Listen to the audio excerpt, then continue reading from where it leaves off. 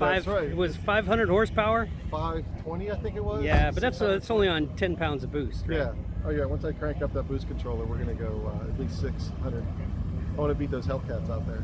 You know? Hey, Mike here, Mike's House of Mods. I am actually at Cars and Coffee. Hopefully you can hear me. And I saw that the dyno guy is here. So I'm thinking about go ahead and taking my Sky and getting that thing dyno today. I didn't know he was going to be here. I'd bring my other equipment. I'm actually using my phone right now. But I'm going to see if I can get somebody who can kind of hold my phone while I'm getting it dynoed, see what this new turbo is doing, and get somebody to video for me with their, well, with my camera. So I'm going to go check that out and hopefully I get this thing dynoed. I'm going to see if I can get Blaine over here to help him out. He's actually talking to some guy. He has the Solstice. He says his is doing 300 and some horsepower to the wheels, and which I believe him. He's got some aftermarket stuff on there, which is kind of cool. And then we have a red Sky here as well. And taking a look at his, you can see he has the RPM, I believe they're the RPM charge pipes and the RPM power steering. Alright, so I have Blaine that's going to help me out here. So I'm going to head over to the dyno guy and get this thing dynoed and see what we're going to make. Hopefully, hopefully I get more than 260 or whatever the regular red line does. But we're going to find out soon enough.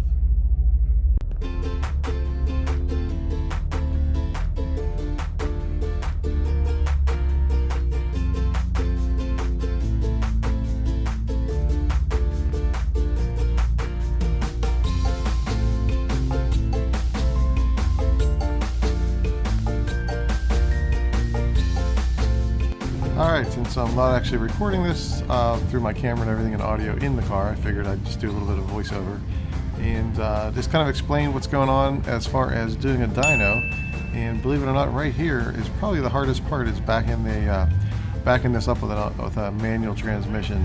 Don't want to go too fast, otherwise you're going to go too far, and you don't want to go too slow, otherwise you burn out your clutch and everything else. But anyway, once this thing gets backed up in there, it kind of goes on a couple of these metal rulers, and that's kind of like the dynos. You can see me rocking it back and forth there. But finally I'm kind of sunk in there, and then we just go ahead, and he actually tells me to go ahead and kind of start up and move it a little bit, and it anchors in the thing. This is actually done by Muletown Dyno, and he comes to our Cars and Coffee every once in a while, and he also comes to the some of our autocross events, and it is mobile. And some people say you lose a little bit of the actual numbers as far as the dynos. So maybe like if they're your dynos that comes up with like 100 horsepower, it's actually 15% more whenever you use these mobile ones. But apparently this guy is supposedly pretty good. He has a good reputation for his numbers being accurate, which is cool. And I've actually had him do mine as the base model. And then I had him also do it as an upgrade whenever I did the stage 2 tune with a high flow cat, and then now obviously with the turbo. So I've done all of my dynos with the same guy, so hopefully they're all going to be consistent. And even though I'm kind of interested on what the horsepower and the torque numbers are, what I'm really interested in is the difference between whenever I do the upgrade. So whenever I had the base model, I think it was like 133, 134 wheel horsepower, and then when I upgraded the injectors and the tune and the high flow cat, it kind of went up to about 160, I think about 160 horsepower or something like that. So I gained about 30 horsepower just with that. So now that I have the turbo in there, I'm curious to see what the next upgrade's gonna, or what the next numbers are going to be, set of numbers. And I'm hoping that they were going to be, or I was hoping that they were going to be as good, if not better, than a red line. And you'll see here in a little bit what those actual numbers are. But basically, as you can see, they just kind of strap your car down. And again, I want to thank Blaine King for recording this. And what's kind of funny is there was nobody standing there whenever I first started. And as soon as I pulled my car in, all of a sudden the interest kind of peaked and people started coming over, and hopefully this guy got a little bit more business just because of me kind of starting up for him. But anyway, right now he's kind of giving a little bit of the instructions and things like that. And we're actually going to do 3 dyno pulls.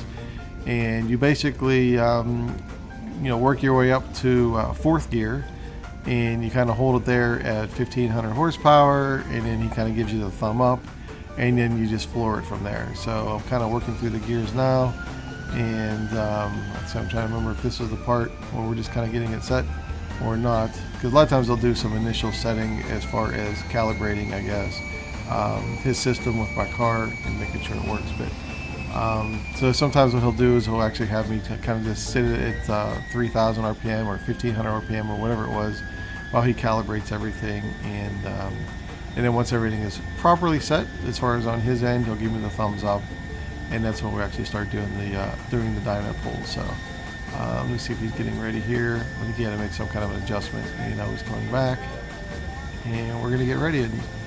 And anytime you do a dyno pull, it's kind of interesting, and obviously a lot of people tune their cars using the dyno to get very accurate. Actually, here we go. We got the thumbs up, and we're gonna be working up the gears.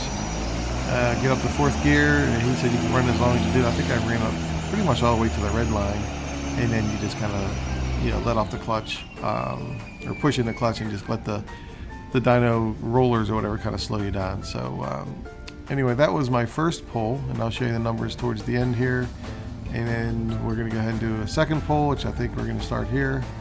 It's kind of hard to tell. You can see it kind of bouncing around there. And like I was saying, a lot of times people will actually tune their cars. Obviously on a dyno, it's a very good way to tune your car. My particular one, we tuned it, I actually drove around and had it tuned remotely. A guy actually from Canada helped me with the tune, so he would tell me what to do, and I'd go out and I would do the driving things that I needed to do, come back, read what the ECU was saying and what the actual run was doing, and then he would tweak the tune from there, and then we would upload another one. And if I remember right, I think we were up to about 15 variations of the tune before we got it kind of dialed in. And to be honest, right now I still have one left that I have to upload. However, my OBD2 reader, or that little port, I'm not the reader, little port, quit working on me. So that was a lot of fun. So I wasn't able to connect to the ECU whenever I had the HP tuners cable that I was borrowing from somebody, and unfortunately I wasn't able to put in that last tune. But the guy was saying it was a really small tweak that apparently he's a perfectionist, which is what you definitely want with your tuning guy. But that last one just has a little bit more, little bit of a tweak that I've got to get done. But in any case, once I get that HP tuner cable back, I will go ahead and upload that, and we'll see how that goes. And I think I'm on my third run here, and I know it's kind of hard to see there, so I'll tell you what the numbers are once we're done here. But I thought it was pretty decent. Here I am pulling out that. I'm telling you, I can't get enough looking at that car. It's too cool. All right, now you edit the numbers in, so it's That's right. It was 500 horsepower. 520, I think it was. Yeah, but that's only on 10 pounds of boost. Right? Yeah. Oh yeah. Once I crank up that boost controller, we're gonna go at least 600. I want to beat those Hellcats out there. You know? Okay, here we are. We're at the moment of truth. I have the official numbers here for the horsepower and the torque. And the wheel horsepower, I did 3 runs during the dyno. The wheel horsepower was the first run 246.7 wheel horsepower with 293.8 foot-pounds of torque. And the horsepower is at 5,325 RPM. I'll put a graphic up here so you guys can see it as well. And the second run I did was 227.3 wheel horsepower at 4675 RPM, and that pulled in 271.6 foot-pounds of torque. And the last run was 228.2 wheel horsepower at 4725 RPM, and very similar to the other one, 271.7 foot-pounds of torque. So it basically averaged out, if you take those two, I'm not sure if this is what you do, but if you average those out, I average about 234 horsepower. And like I said, that's wheel horsepower.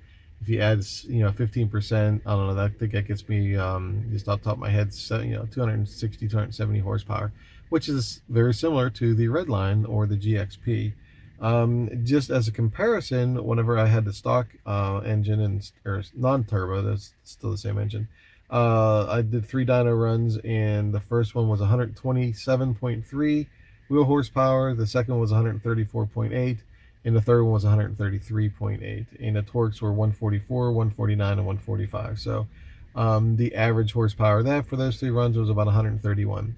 So the difference between those two, the non-turbo and the turbo, I picked up about 100 horsepower and about 132 foot-pounds of torque above that. So pretty substantial just by adding a little bolt-on turbo and charge pipes and different things. So if you're looking for, if you already have a base model, you already have the 2.4, and you're looking to add 100 horsepower, basically, you can get a turbo kit from somebody, or you can build your own. You get various parts on eBay or AutoZone. Oh, no, I mean not AutoZone, but some of the other turbo sellers that are out there, and it does a good job. I mean, I have a lot of fun. Oh, and one thing I want to note is the numbers that I'm telling you here. This 246 and 227, 228. The first number, 246, was probably because the engine was a little bit cold. It wasn't completely warmed up. And then the other ones are probably more realistic because the engine was all warm and ready to go. But the thing I really want to point out was I actually had only 10 pounds of boost on this on these runs. Once I get the timing chain fixed or swapped out and I get new head bolts, I can probably bump that up to about 13 or 14 pounds of boost, which is going to add a lot more horsepower, a lot more wheel horsepower, and more torque. So once I do that, maybe I'll get a dyno again to see if there's a big difference between the boost. But for the way it stands right now, I'm pretty happy with it. Extra 100 horsepower, definitely good for the seat of the pants, and definitely good for autocross as well. And heck, it's a lot more fun also.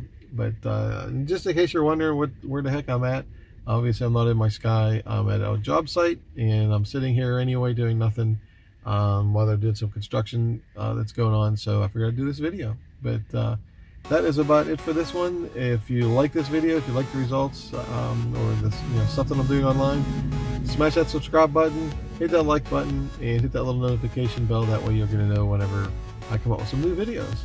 So until then, have a great day.